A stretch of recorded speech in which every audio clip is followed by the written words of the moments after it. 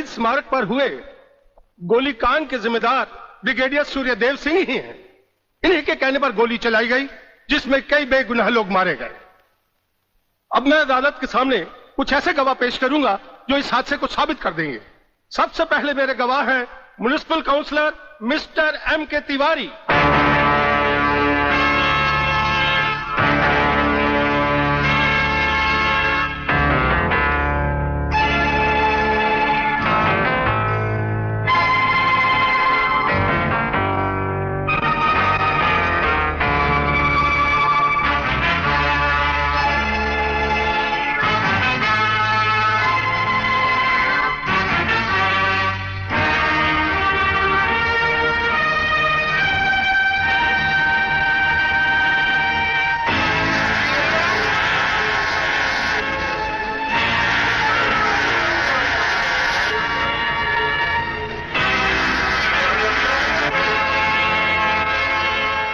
Your honour, अब हमारा आखिरी एक ऐसा चश्मदीद गवाह है जिसकी सच्चाई पर कोई शक नहीं कर सकता, और वो है इंस्पेक्टर शिवाजीराव वागले।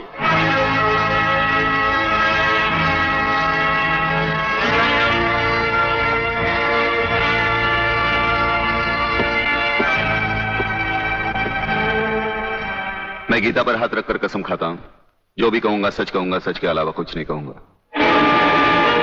जज साहब, शहीद स्मारक पर जो भी कुछ हुआ मेरी आंखों के सामने हुआ।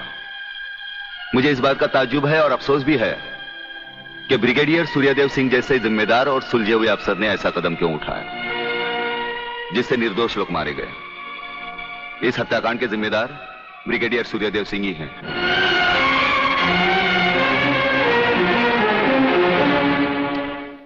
ब्रिगेडियर सूर्यदेव सिंह, अदालत ने आपके खिलाफ सारे बयान सुने। आप अपनी सफाई में कुछ कहना चाहेंगे या आपका कोई वकील है? हम अपनी डिफेंस खुद करेंगे, सिर्फ आपकी इजाजत चाहिए। इजाजत है? आप गीता पर हाथ रखकर कसम खाइए, जो भी कहेंगे, सच के सिवा कुछ नहीं कहेंगे।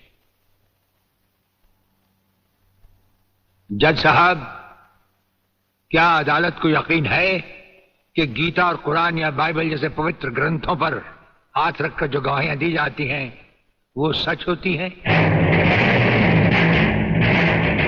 अगर इन कस्मों के बावजूद भी गवाह सच नहीं बोलता तो फिर अदालत में इन पवित्र ग्रंथों का अपमान किस लिए जज साहब?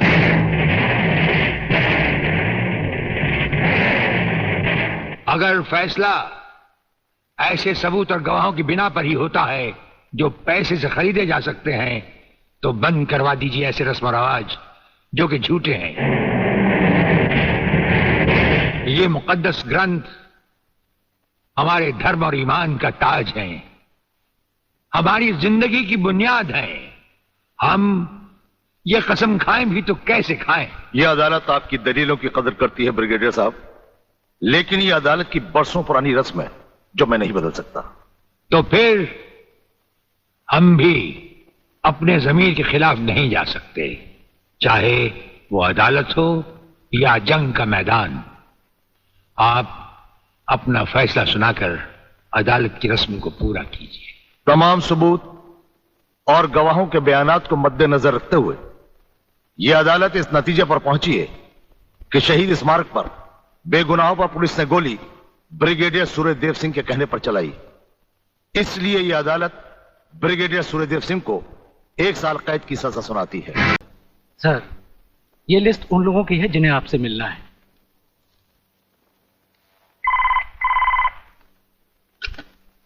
सर, मंत्री जी आपसे मिलना चाहते हैं। टंडे का नाम है क्या इसमें? जी नहीं सर।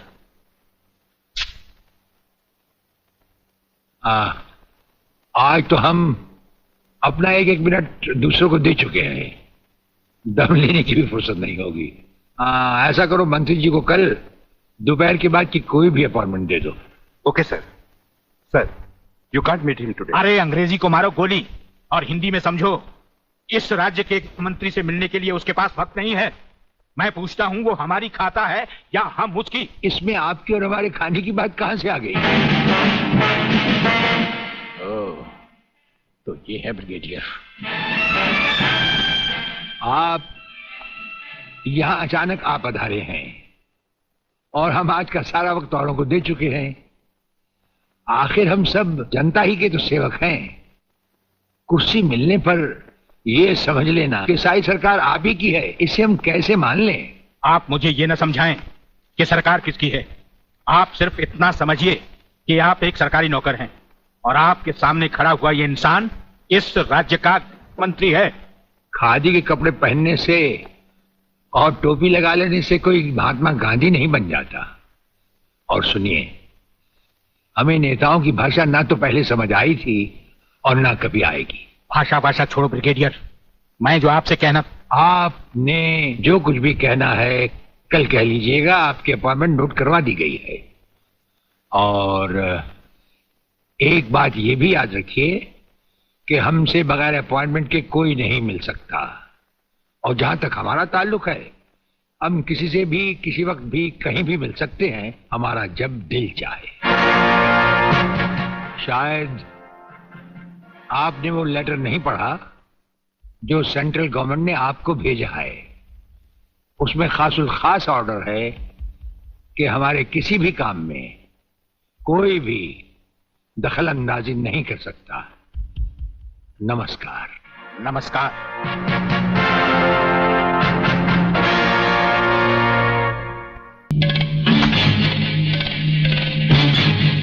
आप किसकी बारी है जनरल साहब? ब्रिगेडियर सूर्यदेव सिंह की। मारे जाने वाले पुलिस के उन शहीदों की याद में ये ज्योत बनाई गई है जिन्होंने कानून की रक्षा करते हुए अपने प्राणों की आहुति दी। आज के इस समारोह के मुख्य अतिथि माननीय मंत्री श्री जीवनलाल टंडेल हैं।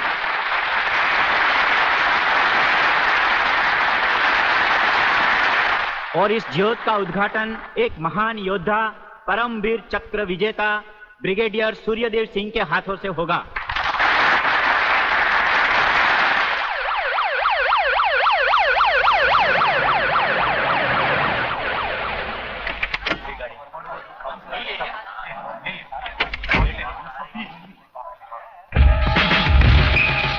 Welcome welcome. प्लीज।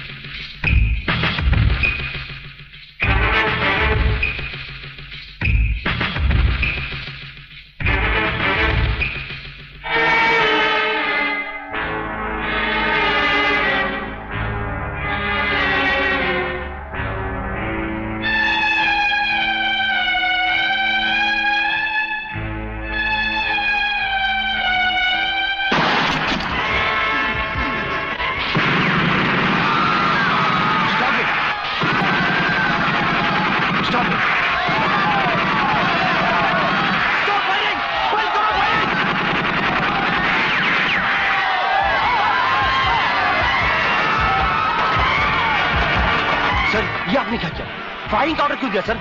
आपकी एक गलती से कितनी जाने गई, इसका जवाब कौन देगा ब्रिगेडियर साहब? मिस्टर तिवारी, इसका जवाब अब ब्रिगेडियर को ही देना होगा, और वो भी अदालत में।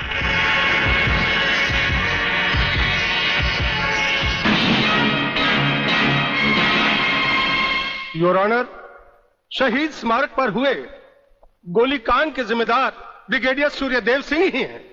इन्हीं के कहने पर गोली चलाई गई जिसमें कई बेगुनाह लोग मारे गए।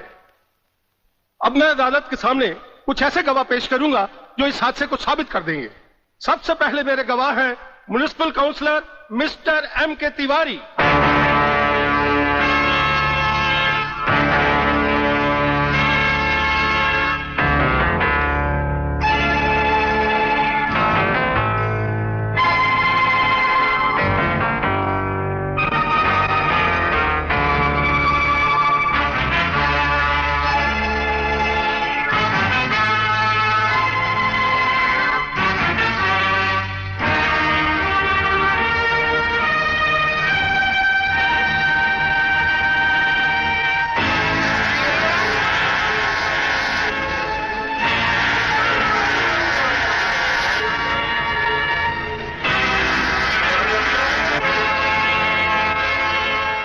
योर ऑनर, अब हमारा आखिरी एक ऐसा चश्मदीद गवाह है जिसकी सच्चाई पर कोई शक नहीं कर सकता, और वो है इंस्पेक्टर शिवाजीराव वागले।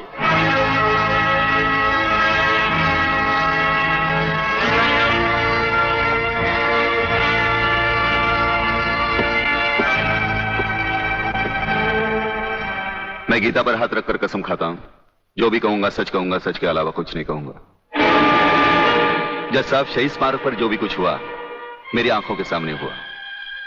मुझे इस बात का ताज्जुब है और अफसोस भी है कि ब्रिगेडियर सूर्यदेव सिंह जैसे जिम्मेदार और सुलझे हुए अफसर ने ऐसा कदम क्यों उठाया जिससे निर्दोष लोग मारे गए। इस हत्याकांड के जिम्मेदार ब्रिगेडियर सूर्यदेव सिंह ही हैं।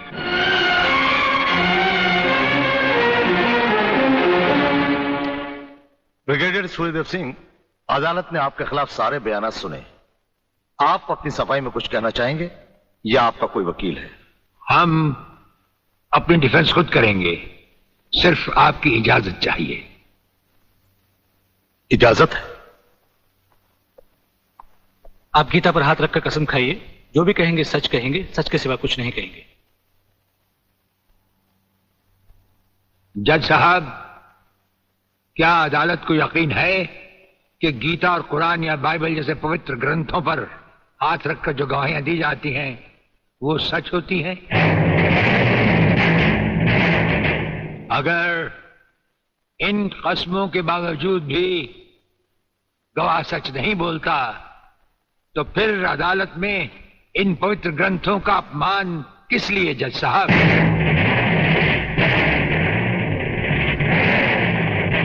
अगर फैसला ऐसे सबूत और गवाहों की बिना पर ही होता है जो पैसे से खरीदे जा सकते हैं तो बंद करवा दीजिए ऐसे रस्म और रवाज जो कि झूठे हैं। ये मुकद्दस ग्रंथ हमारे धर्म और ईमान का ताज है, हमारी जिंदगी की बुनियाद है। हम ये कसम खाएं भी तो कैसे खाएं? यह अदालत आपकी दलीलों की कदर करती है ब्रिगेडियर साहब, लेकिन यह अदालत की बरसों पुरानी रस्म है जो मैं नहीं बदल सकता। तो फिर हम भी अपने जमीर के खिलाफ नहीं जा सकते, चाहे वो अदालत हो या जंग का मैदान। आप अपना फैसला सुनाकर अदालत की रस्म को पूरा कीजिए। तमाम सबूत और गवाहों के बयानात को मद्देनजर रखते हुए यह अदालत इस नतीजे पर पहुंची है कि शहीद स्मारक पर बेगुनाहों पर पुलिस ने गोली ब्रिगेडियर सूर्यदेव सिंह के कहने पर चलाई। इसलिए यह अदालत ब्रिगेडियर सूर्यदेव सिंह को 1 साल कैद की सजा सुनाती है।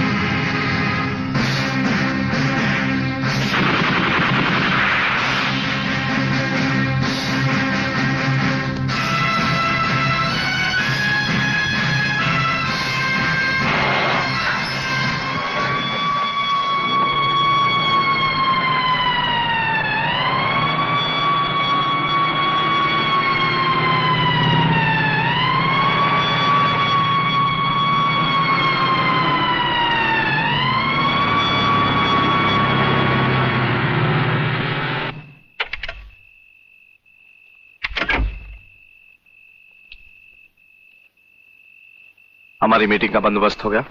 Yes sir. सूर्यदेव सिंह को आप जेल के तहखाने में मिल सकते हैं।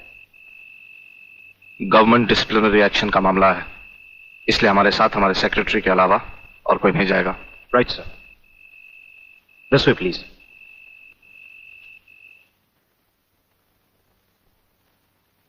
आप इधर उधर देखने की तकलीफ मत उठाइए मंत्री साहब, हम देख भी चुके हैं और सुन भी चुके हैं। यहां दीवारें तो हैं लेकिन इनके कान नहीं। आपका वागले से अलग हो जाना, वागले का भरी अदालत में आपके खिलाफ बयान देना, आपका गिरफ्तार होना भाई ये सब मेरी समझ में पूरी तरह से नहीं आया।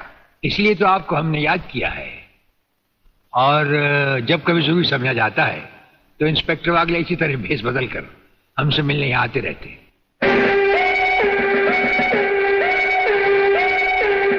सर, ब्रिगेडियर साहब का हमसे अलग होना, जेल में आ जाना, इससे दुश्मन हमें कमजोर समझकर लापरवाह हो जाएंगे और उनकी इसी लापरवाही का फायदा उठाकर हम उनकी जड़ें आसानी से काट सकते हैं।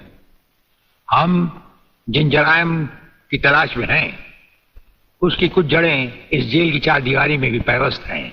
उन्हें ढूंढकर निकाल कर हमें खोदना होगा। और मंत्री साहब, आपसे खास बात यह कहना थी कि हमारी गैर हाजिरी में इंस्पेक्टर वागले आपसे हॉटलाइन पर बातचीत किया करेंगे। ये जब कभी भी आपसे कहें, आप हमारे लिए रिहाई के ऑर्डर भिजवा दीजिएगा। ठीक है, आप जब चाहेंगे आपकी रिहाई के ऑर्डर्स भिजवा दिए जाएंगे। नमस्कार। इंस्पेक्टर साहब, मैं कहती हूँ ये कहाँ का न्याय है? कैसा कानून है जो 3 मासूमों को सोचे समझे बिना हवालात में बंद कर दिया? मैं पूछती हूँ, क्या हो गया है इस देश के कानून को? अगर पुलिस वाले इस तरह पुलिस स्टेशन में सोते रहे तो निर्दोष लोग जेल में नहीं जाएंगे तो कहाँ जाएंगे? उठो! कौन तुम? नींद की गोली खाकर सोया है या गांजे की? दिखता नहीं क्या? लड़की हूँ मैं, आलोक की बहन, जिसे तुम्हारे कोई बहादुर इंस्पेक्टर ने बलात्कार के जुर्म में पकड़ा है। कहाँ है वो इंस्पेक्टर? मैं उससे मिलना चाहती हूँ। सलाम साहब। साहब? अच्छा, तो आप ही है वो साहब। मैं पूछती हूँ, तुम पुलिस वालों को हुआ क्या है जो गुनहगार को निर्दोष और निर्दोष को गुनहगार समझ लेते हैं? सुना था कानून अंधा होता है, मगर तुम्हें तो भगवान ने एक नहीं 2 आंखें दी हैं, और वो भी चील की तरह मोटी मोटी। क्या वो तीनों तुमको किसी भी तरह से बदमाश लगते हैं? अरे मेरा भाई आलोक, वो तो किसी लड़की से बात करते हुए भी कांपता है। वो किसी पे बलात्कार क्या करेगा? खाक। वागले बेटे, ये तो लाल मिर्च है तीखी तीखी। हाथ लगाओ तो हाथ चले, मुंह लगाओ तो मुंह चले, दिल लगाओ तो दिल चले। ये तेरी बीवी बनने के लायक है। अरे इस तरह घूर घूर के क्या देख रहे हो? पहले कभी लड़की नहीं देखी क्या? लड़कियां तो बहुत देखी, लेकिन तेरे जैसे तीखी पहली बार देखी। क्या तीखी? क्या नाम है तुम्हारा? शांति शांति शांति शांति शांति शांति। वाह, क्या कमाल का नाम रखा है चुन के माँ बाप ने, शांति, जो इस देवी के चेहरे और जुबान से शहद की तरह टपक रही है। हाँ? हंस क्या रहे हो दांत निकाल कर? मुझे अपने भाइयों से मिलना है। हवलदार, मिलने दो इसे। साहब, उन तीनों को अस्पताल ले गए हैं शिनाख्त के लिए। संजय चौहान, आलोक वर्मा और अली खान, यही वो 3 लड़के हैं जो आपको अस्पताल में छोड़कर भाग गए थे। क्या इन्होंने आपके साथ बलात्कार किया?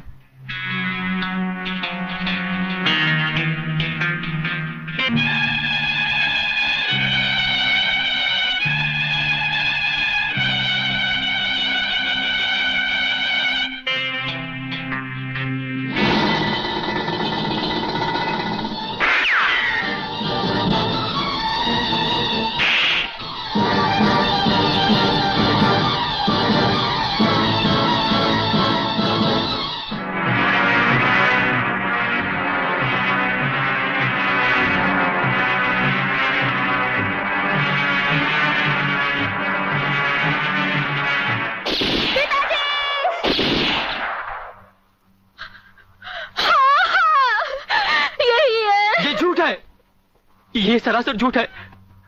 हमने कोई बलात्कार नहीं किया। सच कह रहा है मेरा बेटा। इंस्पेक्टर साहब, ये झूठी है ये। तुम लड़की नहीं, लड़के के नाम पर एक कलंक हो। अरे जरा इन मासूम चेहरों को देखो जिन पर तुमने मौत की स्याही पोत दी है। इनकी सहमी हुई आंखों को देखो जिनमें तुमने मौत की दहशत भर दी है। और फिर मेरी आंखों में आंखें डालकर देखो, क्या इन्होंने तुम्हारे साथ बलात्कार किया था? इंस्पेक्टर, कौन है ये औरत? इसे बाहर ले जाओ। हवलदार, पकड़ लो इसको। खबरदार, अगर किसी ने भाभी को हाथ लगाया तो।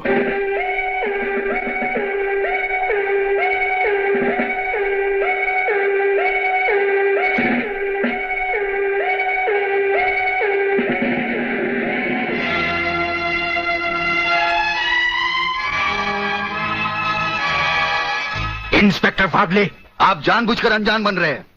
आप अच्छी तरह जानते हैं कि ये डीआईजी रुद्र प्रताप चौहान की पत्नी है। याद है डीआईजी रुद्र प्रताप चौहान, जिनके अंतिम संस्कार पर आपने लंबा चौड़ा भाषण झाड़ दिया था, जो आज भी हम पुलिस डिपार्टमेंट के लिए आदर्श है, उनकी पत्नी है। तो ये भी किसी मामूली आदमी की बेटी नहीं है। ये इस राज्य के मंत्री जीवनलाल टंडेल की बेटी है। और जानते हो इन तीनों ने इसके साथ क्या अनर्थ किया है? कुछ नहीं किया। ये किसी की साजिश है जिसमें इन तीनों को फंसाया जा रहा है। लेकिन मैं भी दूध का दूध और पानी का पानी करके रहूंगा।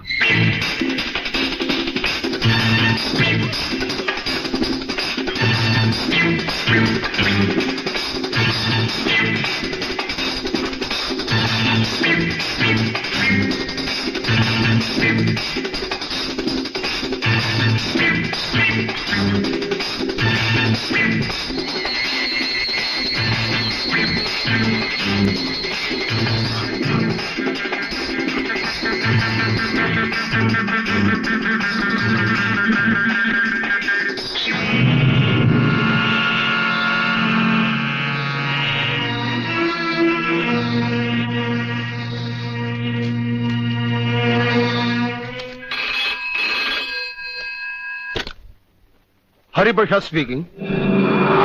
जज साहब, मैं प्रलयनाथ गुंडा स्वामी बोल रहा हूं। Your honour, dancer miss Anita Chaudhary की लाश का समुद्र के उसी किनारे से मिलना और उसी जगह से राधा टंडेल के कपड़े और सैंडलों का मिलना, इंस्पेक्टर वागले को मिली हुई गोली और अनीता चौधरी के पेट से निकली हुई गोलियों का एक ही रिवॉल्वर से चला होना और उस रिवॉल्वर पर किसी और की उंगलियों के निशान होना, यह साबित करता है कि इस केस में किसी और का भी हाथ हो सकता है। इसलिए जब तक ये बातें खुलकर अदालत के सामने नहीं आती, मैं अदालत से दरख्वास्त करूंगा कि इन तीनों की जमानत मंजूर कर ली जाए। योर ऑनर, मेरे फाजिल दोस्त ने बड़ी आसानी के साथ कह दिया कि इस केस में किसी और का हाथ भी हो सकता है, लेकिन ये बात कहते हुए मेरे फाजिल दोस्त भूल गए कि अनीता चौधरी की लाश के पास संजय चौहान का पर्स भी मिला है। Your honour, miss Radha Tandel जिनके साथ बलात्कार हुआ, उन्होंने अस्पताल में पुलिस इंस्पेक्टर के सामने इन तीनों की शनाख्त की है। योर ऑनर, इसके अलावा डॉक्टर गुप्ता की रिपोर्ट मौजूद है। इन तमाम बातों से जाहिर है योर ऑनर कि रेप और मर्डर इन्हीं तीनों ने एक साथ मिलकर किया है। लिहाजा मेरी कोर्ट से गुजारिश है कि इनकी जमानत किसी भी कीमत पर मंजूर नहीं की जाए। सरकारी वकील की दलीलों को मद्देनजर रखते हुए यह अदालत संजय चौहान, आलोक वर्मा और अली खान की जमानत नामंजूर करती है और इन्हें पुलिस की हिरासत में रखने का हुक्म देती है।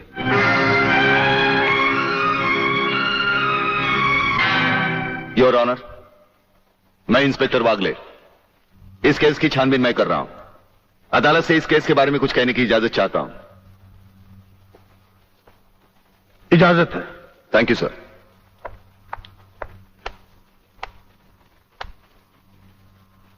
योर ऑनर, इंसाफ के इस मंदिर में आपको न्याय करते हुए कई साल हुए होंगे और इन सालों में आपके सामने रेप और मर्डर्स के अनगिनत केसेस भी आए होंगे। क्या उन अनगिनत केसों में आपके सामने कोई ऐसा केस आया है जहां कत्ल और बलात्कार करने वाले ने जिसके ऊपर बलात्कार किया है उसे खुद अस्पताल पहुंचाया हो? ये तो अभी तक सुना नहीं कभी। सही कह रहा है ये बात, गड़बड़ जरूर है। बहुत बड़ी ऑर्डर, ऑर्डर। इंस्पेक्टर वागले, मुझसे सवाल करने की बजाय आप इस केस में रोशनी डालिए। वही कोशिश कर रहा हूं सर।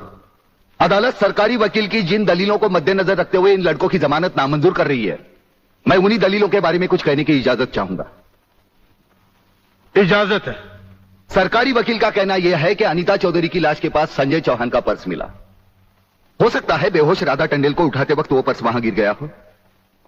अब इनका कहना यह है कि राधा टंडेल ने इन लड़कों के खिलाफ बयान दिया है। यह भी तो हो सकता है कि वो बयान उसे किसी के दबाव में आकर दिया हो। जिस डॉक्टर ने बलात्कार की रिपोर्ट बनाई वो भी खरीदा गया हो।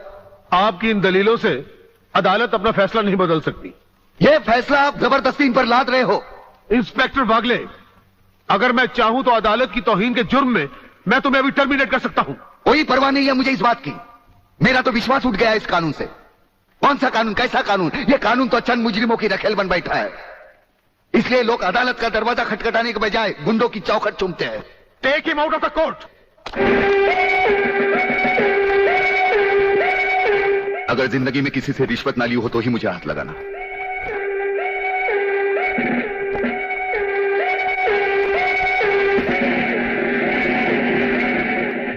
इन्हें गिने भुक्कड़ लोगों की वजह से यह अदालत शतरंज की बिसात बन गई है, जहां कोई भी आकर कानून से खेल सकता है।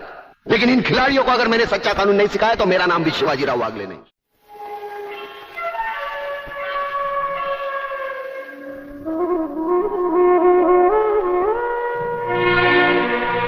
नहीं यार, इस तरह तो हिम्मत हार के हम बिना फांसी के ही मर जाएंगे।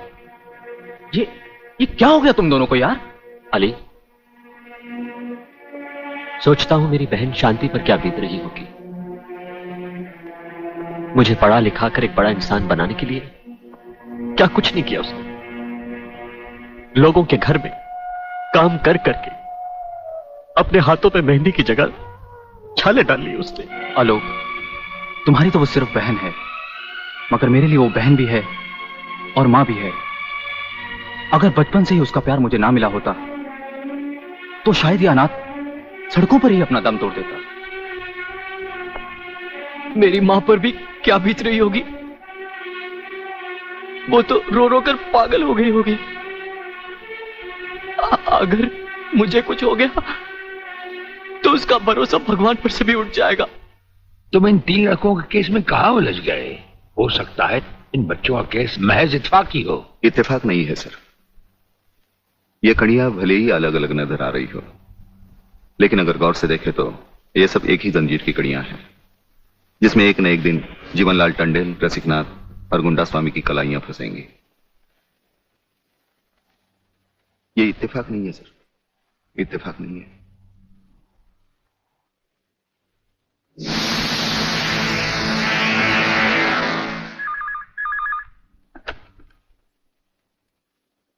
हेलो सर, मैं तुम्हारी आवाज अच्छी तरह पहचानता हूं जेलर। तुम वहां से कुछ नहीं बोलोगे, सिर्फ सुनो, क्योंकि जब से तुम्हारी जेल में सूर्यदेव सिंह आया है तुम्हारी दीवारों के भी कान हो गए हैं। मुझे वागले और उसकी मीटिंग का पता चल चुका है। वो 3 लौंडों के केस की सीढ़ी बनाकर मुझ तक पहुंचे, उसके पहले उसकी सीढ़ी के हर डंडे को काट कर फेंक दूंगा मैं। सुनो जी, मुन्ना और उसके खतरनाक खूनी साथियों को आज रात को पुलिस की वर्दी में जेल से बाहर निकाल दो और उनको समझा दो पुलिस स्टेशन जाकर उन तीनों लड़कों का बिल आत्महत्या के नाम पर फाड़ दें।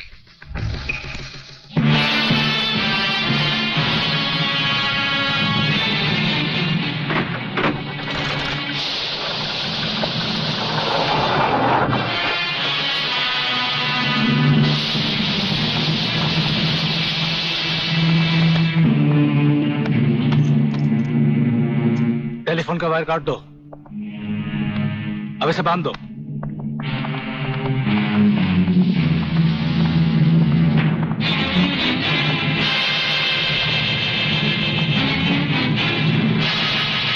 डरो मत, तुम्हारी जमानत हो चुकी है। हम लोग तुम्हें रिहा करने आए हैं।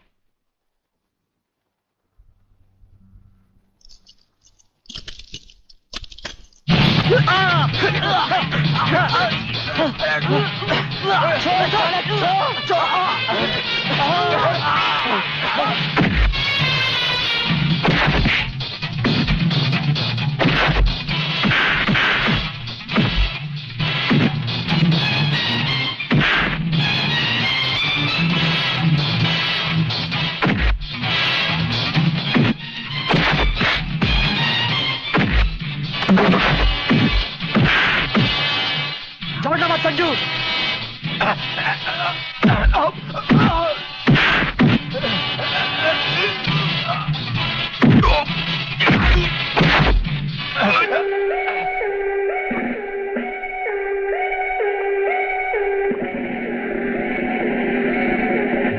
क्या बकते हो? किसने बताया तुम्हें?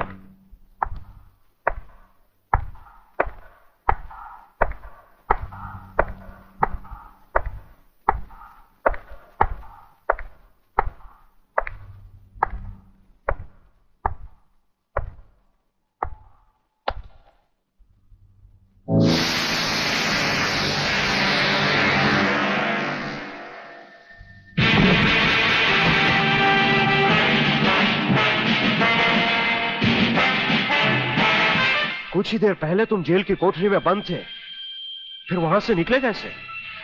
और अपने ये कपड़े पहनकर यहां किसके हुक्म से आए? हम अपने हुक्म के खुद मालिक हैं।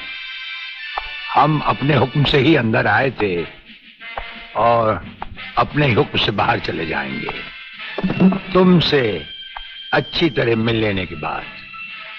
तुम्हें अच्छी तरह मालूम होना चाहिए कि तुम किसके सामने बैठे हो। हमें मालूम है, इसीलिए तो जूते तुम्हारे मुंह के सामने रखे हैं। तुम जैसे गद्दारों से हम नहीं, हमारे जूते ही मुंह लगाते हैं। सूर्यदेव सिंह, ब्रिगेडियर सूर्यदेव सिंह, भूल कैसे गए? हम आज भी ब्रिगेडियर हैं, कल भी ब्रिगेडियर थे। जेल में आना तो एक नाटक था तुम जैसे मुजरिम तक पहुंचने के लिए, और ये रहे तुम्हारे काम के कागज। ये हमारा रिहाई का ऑर्डर और ये है तुम्हारी गिरफ्तारी का वारंट।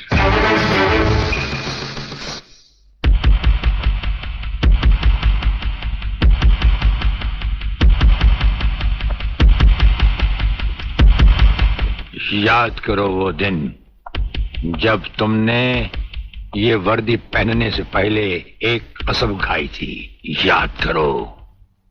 हम कसम खाते हैं कि हम पूरी ईमानदारी और वफादारी से देश और कानून की रक्षा करेंगे।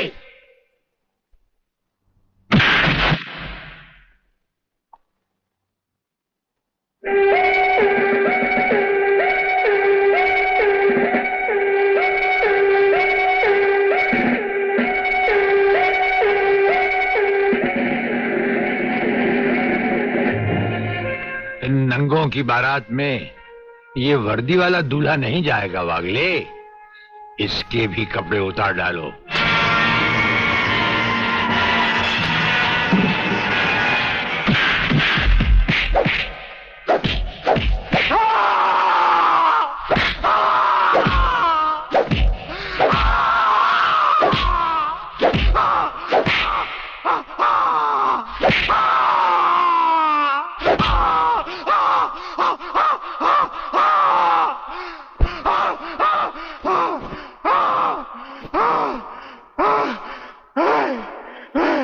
सच कह रहा हूं, मैं बेकसूर हूं। प्रलयनाथ के बारे में मैं कुछ नहीं जानता। बेहोश होने से पहले 3 बार, होश में आने के बाद 3 बार तेरा इसी तरह इलाज करता रहूंगा।